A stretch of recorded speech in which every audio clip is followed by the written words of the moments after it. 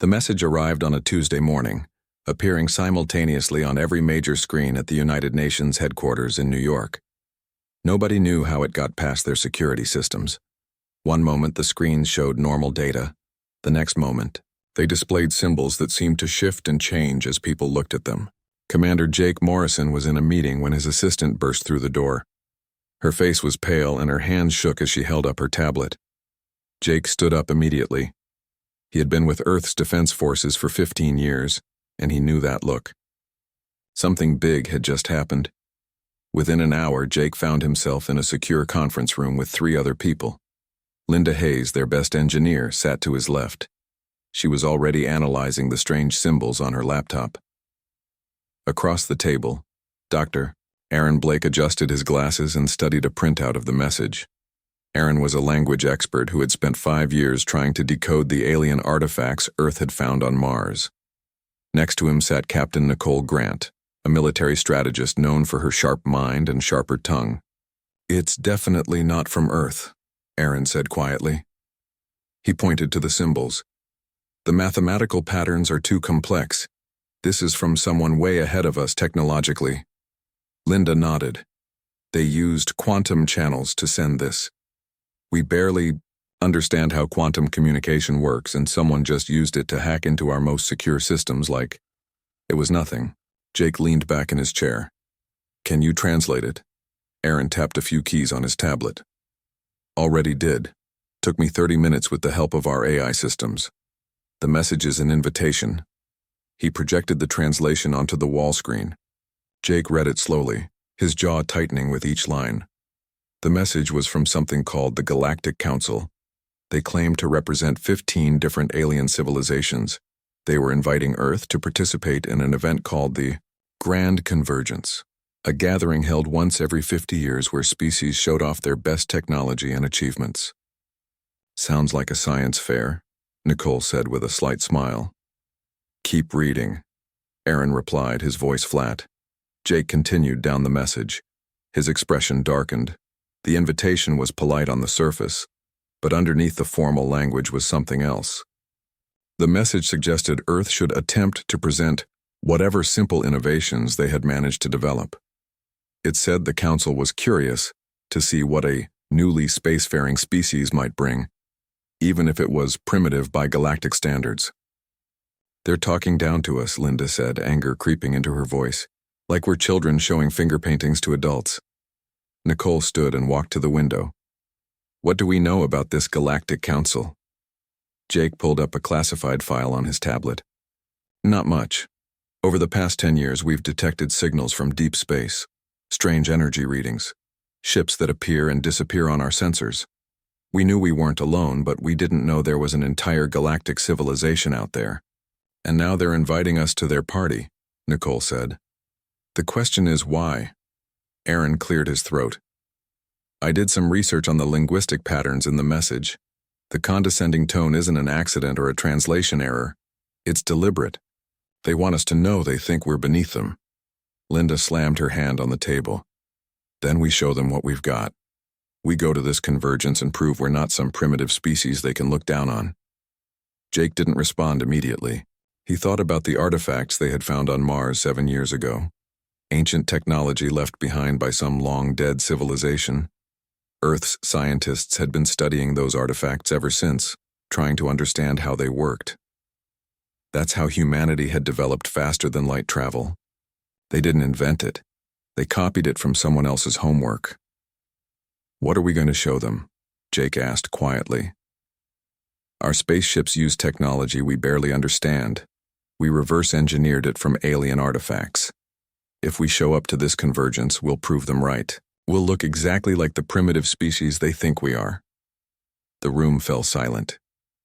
Linda stared at her laptop screen. Nicole turned from the window. Aaron removed his glasses and cleaned them slowly, a habit he had when he was thinking hard about something. "So we don't go," Nicole finally said. Everyone looked at her. "We decline the invitation," Nicole continued. She walked back to the table and leaned forward, her eyes bright. "We tell them thanks, but no thanks. We need more time to prepare." "That could insult them," Aaron warned. Nobody might have ever refused their invitation before. Good, Nicole said. Let them wonder why. Let them think about it. And while they're wondering, we get to work. Jake understood what she meant. He looked at Linda. The Quantum Drive project. How close are we? Linda took a deep breath. If we focus all our resources on it, maybe 5 years, we think we can make the alien technology better, smaller, more efficient, more powerful. But we need time. The AI systems too, Aaron added. We're developing something no other species has tried. True artificial intelligence that works with humans instead of replacing them. But it's not ready yet. Jake stood and walked to the window where Nicole had been standing. He looked out at the city below. Millions of people going about their lives not knowing that humanity had just received an invitation from an alien civilization, not knowing that Earth's next decision could shape their future for generations. We take the time, Jake said firmly. We decline politely. We tell them we need to prepare properly, and we use every second to make ourselves stronger, smarter, better. The council won't like it, Aaron said. I don't care what they like, Jake replied. They sent us a message that basically called us primitive children. They want us to show up and embarrass ourselves so they can feel superior. We're not playing that game. Linda smiled. So we show up when we're ready. On our terms. Exactly, Jake said. We're not going to beg for respect. We're going to earn it. Over the next week, Jake presented the plan to Earth's unified government. The debate was fierce. Some leaders wanted to accept the invitation, afraid that refusing might anger the Galactic Council. Others agreed with Jake's approach. In the end, the decision was made. Earth would decline. Aaron crafted the response carefully. It was polite but firm. Humanity thanked the Galactic Council for their invitation, but explained that they needed more time to prepare an appropriate demonstration of their capabilities. The message was sent through the same quantum channels the original invitation had used. The response from the galaxy came in various forms over the following months. Some diplomatic messages expressed surprise. Others showed what might have been amusement. A few seemed insulted, but mostly the galaxy just moved on. Earth became a minor joke in diplomatic circles, the species too scared or too primitive to show up. Jake didn't care about the jokes. He was too busy overseeing the greatest technological push in human history. Across Earth and its colonies, thousands of scientists worked on projects that would change everything. The quantum drive, the AI systems, new weapons, new shields, new ships. 5 years, Jake thought as he looked at the progress reports. 5 years to turn humanity from a joke into a force the galaxy couldn't ignore. He didn't know it yet, but 5 years would be just enough time. And when humanity finally revealed itself, it wouldn't be at some peaceful demonstration. It would be on a battlefield, protecting a species the Galactic Council had abandoned. The galaxy had refused to take humanity seriously. Soon they wouldn't have a choice. The Talmari homeworld was dying. From space, Talmara's prime looked like a blue jewel, an ocean world dotted with floating cities and underwater habitats. But now smoke rose from burning structures and debris floated in the once pristine waters. 12 Krellox battlecruisers surrounded the planet like vultures circling prey. Each ship was 3 kilometers long, bristling with weapons designed to destroy entire cities. Smaller Krellox fighters hunted down the few Talmari vessels trying to escape, destroying them without mercy. War Chief Draxon commanded the Krellox fleet from his flagship, the Bone Crusher. He was a massive creature, standing nearly 3 meters tall, with 6 powerful limbs and armor-like skin that had evolved on a high-gravity world. His race had conquered through strength and intimidation for centuries. The amphibious weaklings are almost broken, his second officer reported. Their government will surrender within days. Draxon clicked his mandibles in satisfaction. Another world for the Krellox Empire, another species to serve them. It was the natural order of things, the strong dominating the weak. Then his sensor officer made a confused sound. War Chief, we're detecting new arrivals at the edge of the system. Draxon moved to the tactical display. 6 small ships had just emerged from quantum space. They were tiny compared to his battlecruisers, barely worth noticing. Their design was unfamiliar, Identification? Draxon demanded. Unknown configuration, the sensor officer replied. Wait, they're broadcasting. They identify themselves as vessels from Earth, something called the Earth Defense Fleet. Draxon tried to remember if he had heard of Earth. The name meant nothing to him. Probably some minor species, barely worth acknowledging. But they had ships, which meant they thought they mattered. The lead Earth ship opened a communication channel. A human male appeared on the screen wearing a dark blue uniform. His hair was short, his expression calm. This is Captain Ryan Foster of the EFS Valiant, the human said. We're here representing Earth and humanity. War Chief Draxon, you are ordered to immediately withdraw your forces from Telmari space. The Telmari people are under our protection. For a moment, Draxon just stared at the screen. Then he began to laugh, a harsh sound that echoed through the bridge. His crew joined in. The idea of these tiny ships challenging the Krellox fleet was the funniest thing they had heard in years. Little human, Draxon finally said, still chuckling. I have 12 battle cruisers. Each one could destroy your entire fleet. Go home before I decide to add your world to my list of conquests. Ryan's expression didn't change. You have one chance to leave peacefully. After that, we'll make you leave. Choose wisely. Draxon stopped laughing. The human's confidence was either courage or stupidity, and he suspected stupidity. He closed the communication channel and turned to his tactical officer. Send the Thunder, the Dominator, and the Savage to destroy these insects. Make it quick. 3 Krellox battle cruisers broke formation and moved toward the Earthships, their weapons charged, energy readings spiking. They approached in a standard attack formation, confident in their overwhelming size and firepower. On the Valiant's bridge, Ryan watched the approaching ships calmly. His crew was tense but ready. They had trained for 5 years for this moment. Sophie, your AI systems are active? Ryan asked. From the engineering station, Sophie Turner nodded. All 6 ships are linked. The adaptive AI is running predictive analysis on the Krellox firing patterns. Good. All ships scatter pattern Delta. Show them what human ships can do. The 6 Earth vessels suddenly moved. They didn't retreat or hold formation.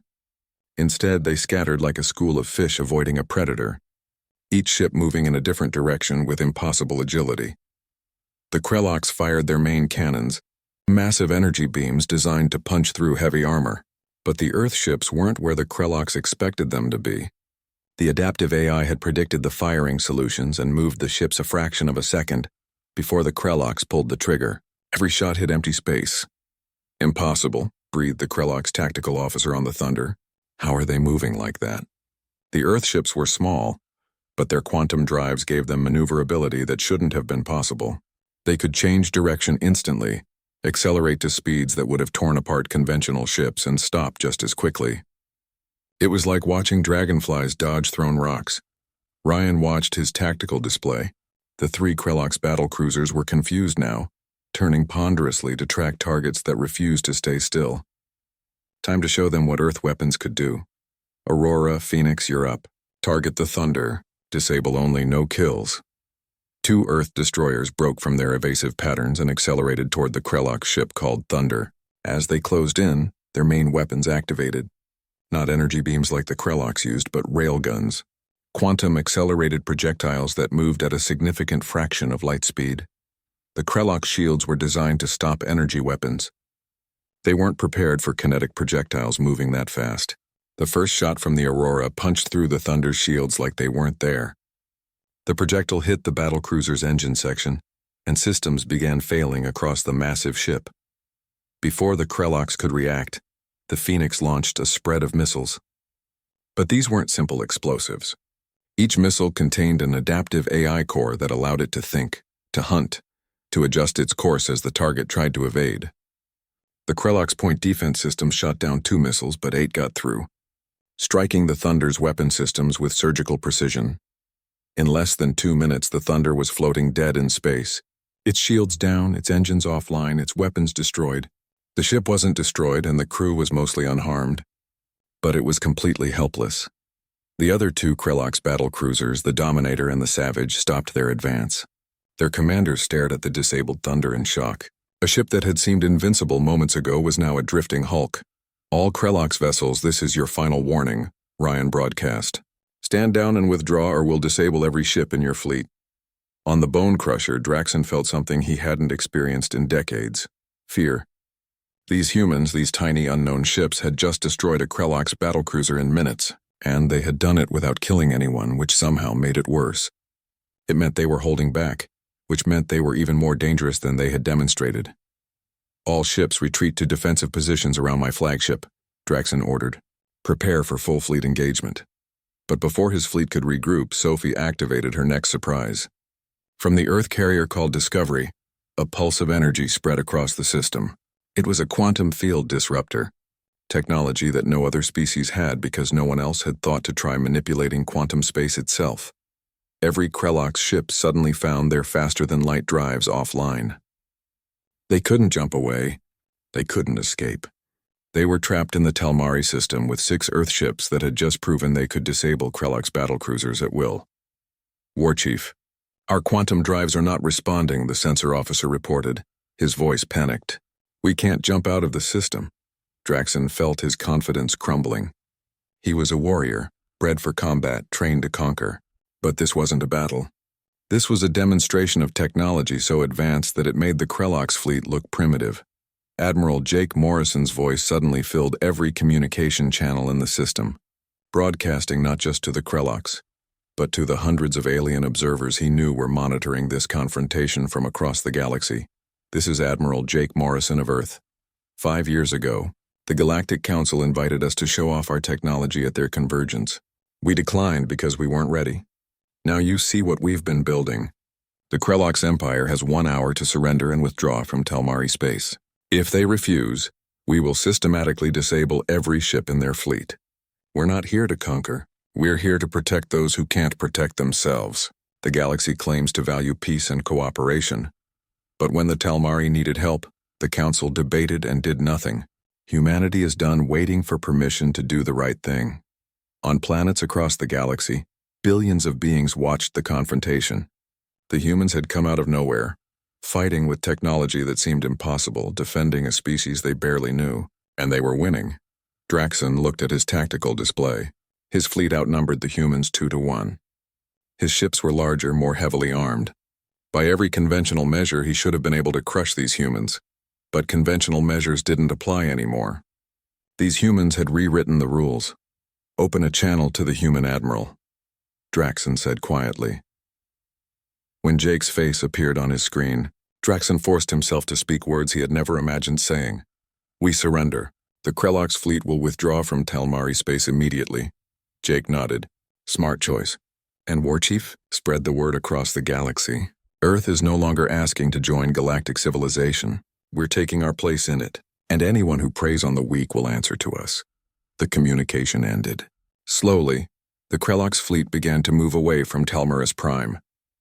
On the planet below, Talmari citizens emerged from their shelters and looked up at the sky, where 6 small Earth ships had just saved their entire species. 5 years passed like a dream for some and a nightmare for others. The galaxy forgot about Earth's rejection of the convergence invitation. In diplomatic meetings across countless worlds, humans became known as the Shy Ones, or the species that hid. Some aliens made jokes about human cowardice.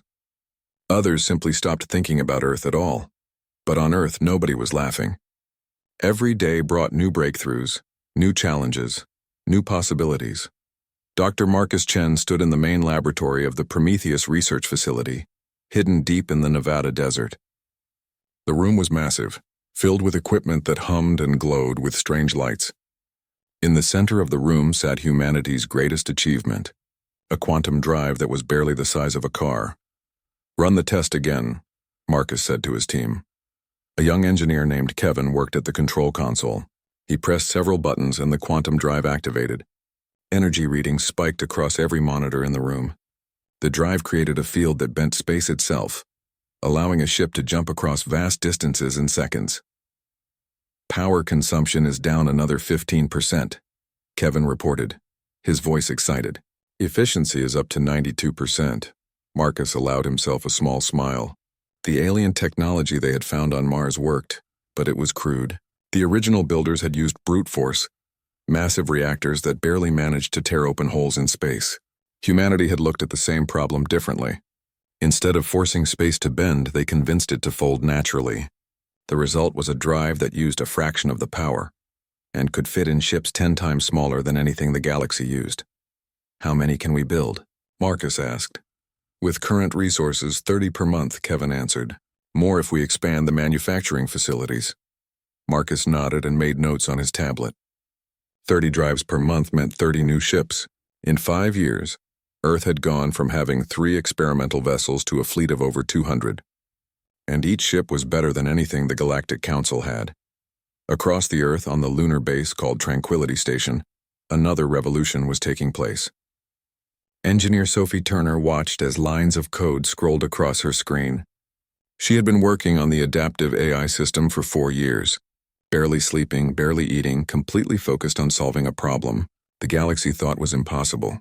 The Galactic Council had banned artificial intelligence centuries ago after a terrible war with machines that had turned against their creators. Every species in the galaxy used simple computers that followed programmed instructions and nothing more. The idea of a truly thinking machine terrified them.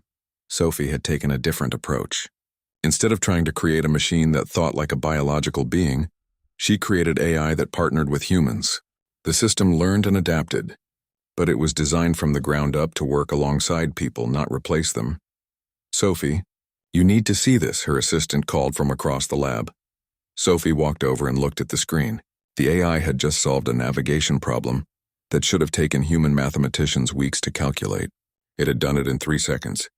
But more importantly, it had shown its work, explaining each step so humans could understand and verify the solution. "It's not just fast," Sophie said quietly.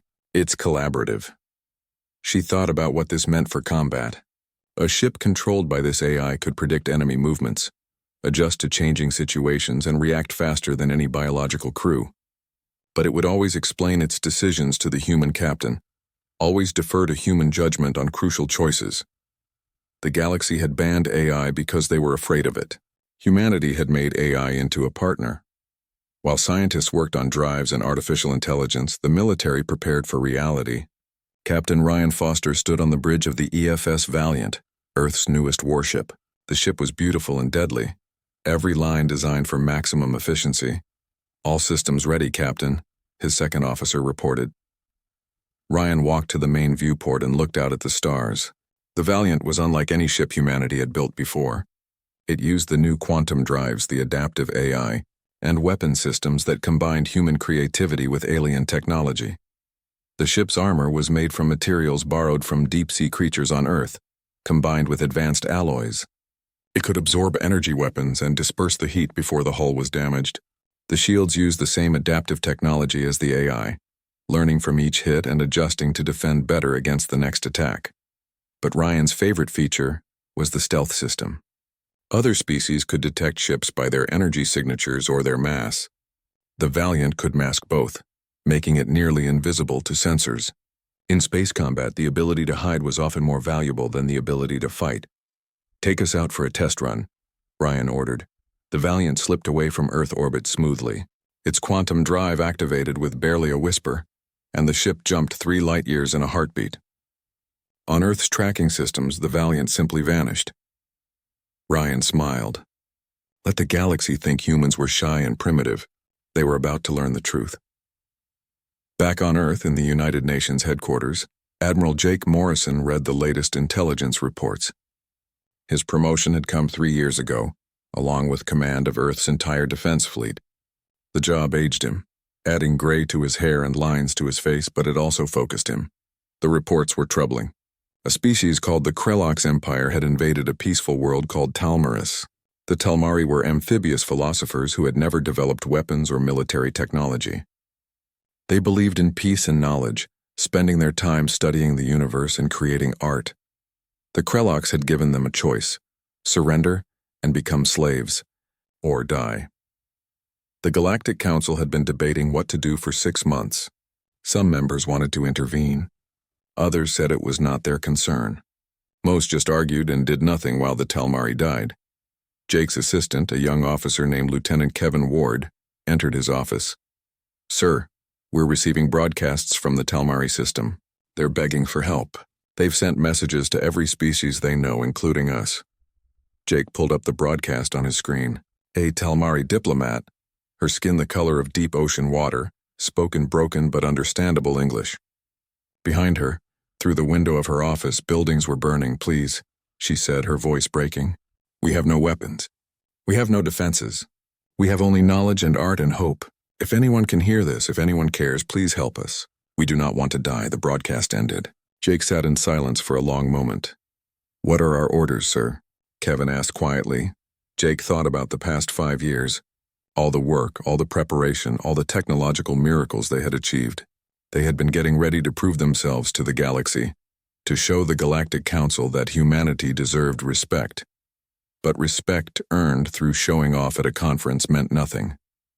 Real respect came from action, from standing up when others wouldn't, from protecting those who couldn't protect themselves. "Send a message to Captain Foster," Jake said. "Tell him to prepare the Valiant and 5 support ships for immediate deployment." "Sir, we don't have authorization from the government yet," Kevin warned. "Then I'll get it," Jake replied. "But start preparing now. The Telmari don't have time for bureaucracy." Over the next 12 hours, Jake argued with politicians, pleaded with leaders, and finally convinced Earth's government to act. Some agreed because it was the right thing to do. Others agreed because they saw an opportunity to demonstrate human power. Jake didn't care about their reasons as long as they said yes. The authorization came through just before midnight. Jake sent the orders immediately. 6 Earth ships would jump to the Telmari system. They would face a Krelox fleet that outnumbered them. They would fight an empire that had conquered a dozen worlds. And they would win, because losing was not an option. On the bridge of the Valiant, Ryan Foster received his orders and smiled. 5 years of preparation were about to pay off. Humanity was going to introduce itself to the galaxy, not at a peaceful conference, but on a battlefield. The galaxy had called them primitive and shy. Time to prove them wrong on both counts. The Valiant's quantum drive activated and the ship jumped toward the Telmari system. 5 other Earth vessels followed. They were small, outnumbered, and completely unknown to the galaxy. But they were also the most advanced warships ever built, crewed by humans who refused to let innocent people die just because it was politically convenient. The galaxy was about to learn what humanity really meant. The galaxy counted down the days until Earth's deadline with nervous anticipation. Would humanity submit to the Council's demands? Would they defy the ultimatum and risk becoming outcasts? Nobody knew, and that uncertainty made everyone anxious. On day 29, the Krelox Empire made their move. Supreme Commander Velnax, who had replaced the disgraced War Chief Draxon, assembled the largest fleet in 2 centuries, 47 battlecruisers, over 100 support vessels, and 3 dreadnoughts. Each dreadnought was 5 kilometers long and carried enough firepower to destroy a planet. Velnax was different from Draxon. Where Draxon had been arrogant, Velnax was calculating. He had studied the Telmari battle recordings obsessively. He understood that the humans had advantages in speed and technology. But he also believed that sheer numbers would overcome any technological edge. "We will show these humans what happens when they challenge the Krelox Empire," Velnax announced to his fleet. "We will make an example of their homeworld." The massive armada jumped to the edge of the Sol system, humanity's home. They positioned themselves in a formation designed to be intimidating. A wall of ships that blotted out the stars. Velnax opened communication channels to Earth. "Humans of Earth," his voice boomed across every frequency. "I am Supreme Commander Velnax. You have embarrassed the Krelox Empire. You have defied the Galactic Council. Now you will face the consequences. You have 6 hours to surrender completely, disarm your fleet, submit to Krelox authority, or we will turn your world and all your colonies into dust. This is your only warning." Deep beneath Geneva, in the command center of Earth's Defense Forces, Admiral Jake Morrison watched the Krelox fleet on his displays. Around him, officers and analysts worked calmly despite the threat. They had been preparing for this moment. "They brought everything," Linda Hayes said quietly. She stood next to Jake reviewing tactical data. "They want to make sure they can overwhelm us with numbers." "Numbers are only an advantage if you can use them," Jake replied. He activated his communication console. "Sophie, are the gate networks ready?" From Tranquility Station on the moon, Sophie Turner responded immediately. "All quantum gates are active and calibrated. The defensive grid is online. Every ship is in position and waiting for your signal." Jake nodded. Earth's response to the Krellox threat wouldn't be transmitted through normal channels. Instead, every ship in Velnax's fleet simultaneously received a data packet directly into their navigation systems, bypassing all security protocols. It was another demonstration of human cyber capabilities, a gentle reminder that Earth could have taken control of the entire Krellox fleet if they wanted to. The message was simple and polite. Earth declined the surrender demand. The Krellox Empire had 1 hour to leave the Sol system peacefully, or they would be forced to leave. The choice was theirs. On his flagship, Velnax read the message and felt rage building. These humans were insects, and insects needed to be crushed. He turned to his tactical officer. All ships advance formation. Prepare to demonstrate our power. The Krellox fleet began moving toward Earth, their weapons charging, and that's when humanity revealed what they had really been building during those 5 years of silence. The asteroid belt between Mars and Jupiter suddenly came alive with light. Thousands of structures that the Krellox had assumed were mining stations and colonies activated simultaneously. They weren't civilian installations. They were military platforms, each one armed with quantum railguns and guided by adaptive AI. But these platforms weren't stationary. They moved, repositioning with impossible speed, turning the entire asteroid belt into a 3-dimensional maze of firepower. Any ship trying to reach Earth would have to navigate through that deadly field, while being shot from every direction. Evasive maneuvers, Velnax ordered, but his massive battlecruisers were designed for power, not agility.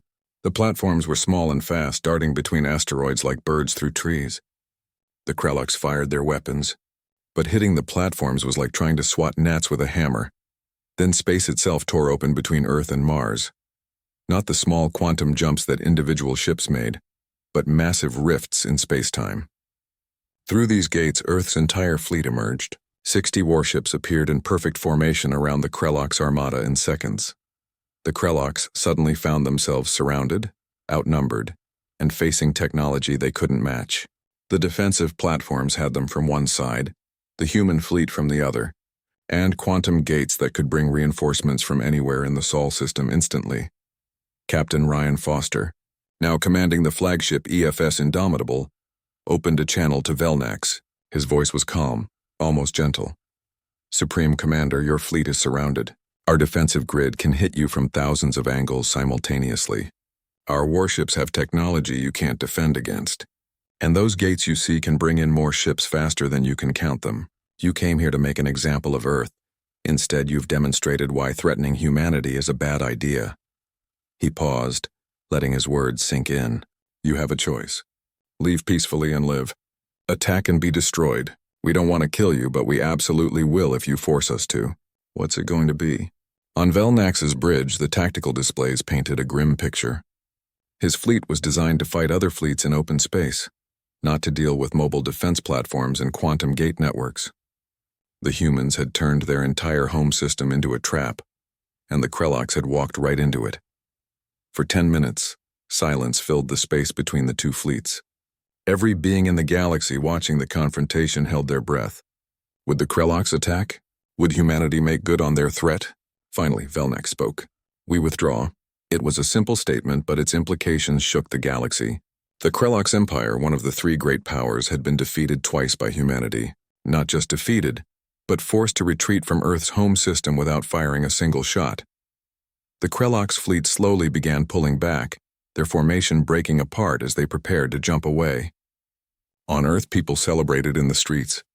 On 1,000 worlds across the galaxy, beings watched and understood that galactic politics had just changed forever. But Jake Morrison wasn't celebrating. He knew this was just the beginning. Over the next 6 months, the galaxy reorganized itself. 17 species formally withdrew from the Galactic Council to form a new alliance with Earth. They called it the Free Systems Alliance, built on principles of equality, mutual defense, and shared innovation. Helen Price worked with representatives from each species to draft the alliance charter. It was nothing like the Council's structure, where 3 major powers dominated everyone else. In the Free Systems Alliance, every species had equal votes. Decisions required consensus. Military forces were defensive, not offensive. And most importantly, technological knowledge was shared freely among all members.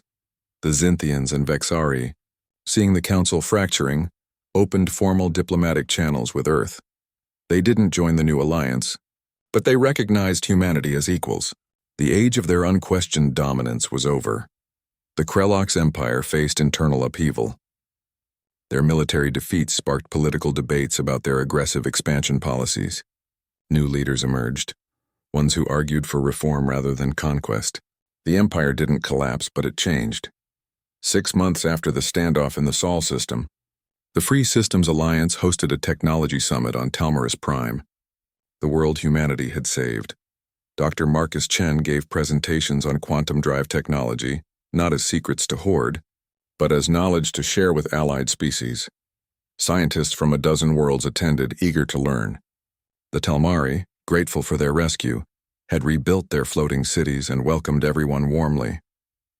It was everything the convergence was supposed to be but never was. Genuine cooperation and mutual respect. On the final evening of the summit, Jake Morrison stood on a platform overlooking one of the Talmari cities.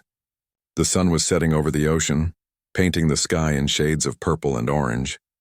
Lieutenant Kevin Ward, who had been with Jake since the beginning, joined him. "Do you ever regret it, sir?" Kevin asked. Refusing the original convergence invitation? Jake thought about the question for a long moment. He remembered that day 5 years ago when the decision was made. The uncertainty, the fear that they were making a mistake. The long years of preparation, never knowing if it would be enough. "No," Jake finally said. "If we had gone to that convergence, we would have shown up as a minor species begging for approval. We would have demonstrated primitive technology and confirmed every assumption they had about us. Instead, we waited until we were ready. We revealed ourselves by helping others, not by showing off. And we earned respect through our actions, not through asking for it." He looked out at the city, where humans worked alongside Talmari, Myros, and a dozen other species. The galaxy expected us to fit into their existing order, to accept our place in their hierarchy, but we refused. We created something better, not just for humanity, but for everyone who was tired of the old system. Kevin nodded slowly. They're already planning the second convergence. 5 years from now, hosted by all Alliance members. Not a competition, but a celebration. And this time, Jake said with a smile, we won't refuse the invitation. Because this time, news of the Talmari battle spread across the galaxy faster than light itself. Within hours, every major civilization knew what had happened. The species that had refused the convergence invitation, the humans everyone had dismissed as primitive and shy, had just defeated a Krellox fleet using technology no one had seen before. The Galactic Council convened an emergency session at their massive station called Convergence Prime. The council chamber was a sphere, large enough to hold thousands of representatives, with floating platforms for each member species. Today, the chamber was in chaos. The Xinthian Prime Speaker, Zarenthil, was a being of living crystal that refracted light in beautiful patterns. Right now, those patterns flickered with confusion and anger. His species had controlled energy manipulation technology for 10,000 years, and they prided themselves on being the most advanced civilization in the galaxy. Explain to me how a species that couldn't even build their own faster than light drive 5 years ago just disabled 3 Krellox battlecruisers in minutes, Zarenthil demanded, his voice resonating through the chamber. The Krellox representative, a scarred warrior named Commander Vaxis, stood on his platform with his head lowered in shame. The Krellox had built their empire on military might. Their defeat at the hands of an unknown species was humiliating. Their technology is unlike anything we've encountered, Vaxis admitted. They move faster than our targeting systems can track. Their weapons bypass our shields, and they can disable our quantum drives, trapping us in whatever system they choose. A representative from the Vexari, beings that existed partially in another dimension, spoke in a voice that seemed to come from everywhere and nowhere at once. This should not have been possible. Our foresight abilities detected no threat from Earth. How did they advance so quickly without our knowledge? The answer was obvious to those paying attention, but no one wanted to say it out loud. The major powers of the galaxy had grown comfortable, arrogant. They had stopped innovating because they didn't need to. Their technology was thousands of years old, refined and stable, but also stagnant. Humanity had taken alien technology and improved it, because they had no sacred traditions holding them back. They asked questions no one else thought to ask. Why does it have to work this way? What if we tried something different? In 5 years, they had made leaps that the established powers hadn't made in centuries. While the council argued, Ambassador Helen Price sat in an observation gallery, watching the chaos with satisfaction. She had arrived at Convergence Prime 3 days ago, shortly after the Talmari battle. Unlike previous human diplomats who had approached the council with humility and requests, Helen had simply announced her presence and waited. Helen was 45 years old, with gray streaks in her dark hair and eyes that missed nothing. She wore a simple Earth military dress uniform instead of the elaborate robes most ambassadors favored. It was a statement. Humanity wasn't here to play by the old rules. "They're scared," said a voice beside her. Helen turned to see Dr. Marcus Chen. The scientist had been brought to Convergence, primed to explain human technology, though Helen suspected the council wasn't going to like what Marcus had to tell them. "Good," Helen replied. "Fear breeds respect. They ignored us when they thought we were weak. Now they can't ignore us." A Xinthian aide approached them. "The council will see you now." Helen and Marcus followed the aide down to the main chamber floor. A platform rose from beneath them, lifting them to the center of the sphere where everyone could see them. Thousands of alien eyes, sensors, and awareness focused on the two humans. Zarenthil's crystalline form reflected light at them. "Ambassador Price, Dr. Chen, the council has many questions about your recent actions in Telmari space." "I'm sure you do," Helen said calmly. "But before we discuss actions, let's discuss history." She activated a holographic display without asking permission, another small challenge to council authority. The display showed records of humanity's attempts to engage with galactic civilization over the past decade. 17 formal proposals for cooperation, all ignored. 32 requests for technological exchange, all denied. 8 trade agreements, all rejected without explanation. "For 10 years we tried to join your civilization peacefully," Helen said, her voice clear and strong. "We followed your protocols. We asked for guidance. We requested fair treatment. And what did we receive? An invitation that called us primitive. Dismissal at every turn. When we asked for help understanding your technology, you laughed. When we proposed mutual exchange of knowledge, you ignored us." She changed the display to show the original Convergence invitation, highlighting the condescending language. "You didn't invite us to the Convergence as equals. You invited us to be your entertainment, to show off our primitive innovation so you could feel superior." Murmurs spread through the council chamber. Some representatives looked uncomfortable. Others tried to object, but Helen continued before they could interrupt. "So we declined. We took 5 years to develop on our own. And now you want to know how we did it?" She gestured to Marcus. "Dr. Chen will explain." Marcus stepped forward, his tablet connected to the chamber's display system. He brought up technical specifications for the quantum drive, showing the mathematical formulas that made it work. "Your faster-than-light technology functions by forcing a tear in space-time," Marcus began. He spoke simply, like a teacher to students. "It requires enormous energy because you're working against the natural structure of the universe." Humanity approached the problem differently. Instead of forcing space to tear, we found ways to fold it naturally. The result is 90% more efficient and requires a fraction of the power. He showed comparison charts. The data was clear and irrefutable. Galactic technology was wasteful, inefficient, and outdated. It worked, but it was like using a sledgehammer when a scalpel would do the job better. "But that's impossible," protested a Xinthian scientist in the audience. "We've used this method for thousands of years. It's proven. It's reliable. It's inefficient," Marcus replied bluntly. "You've been using the same technology for so long that you forgot to question it. You stopped asking why and what if. Humanity didn't have that problem. We had no traditions to maintain, no ancient methods to defend. We just looked at what worked and asked how to make it better." The silence in the chamber was deafening. Marcus had just told the most advanced civilizations in the galaxy that they had been doing things wrong for centuries, and he had the data to prove it. Zarenthil's light patterns flickered rapidly, a sign of deep disturbance. "This information will need to be verified." "Verify all you want," Helen said. "The math is the math. You can check our work. But while you're checking, understand this. Earth is no longer asking for permission to exist in your galactic order.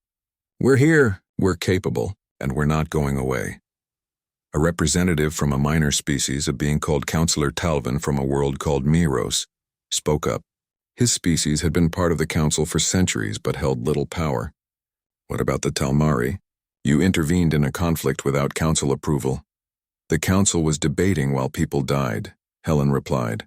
We don't need your approval to stop genocide. We saw people who needed help and we helped them. That's what civilized beings do. You could have started a war, another representative protested. No, Helen said firmly. The Krelloks started a war when they invaded Talmari space.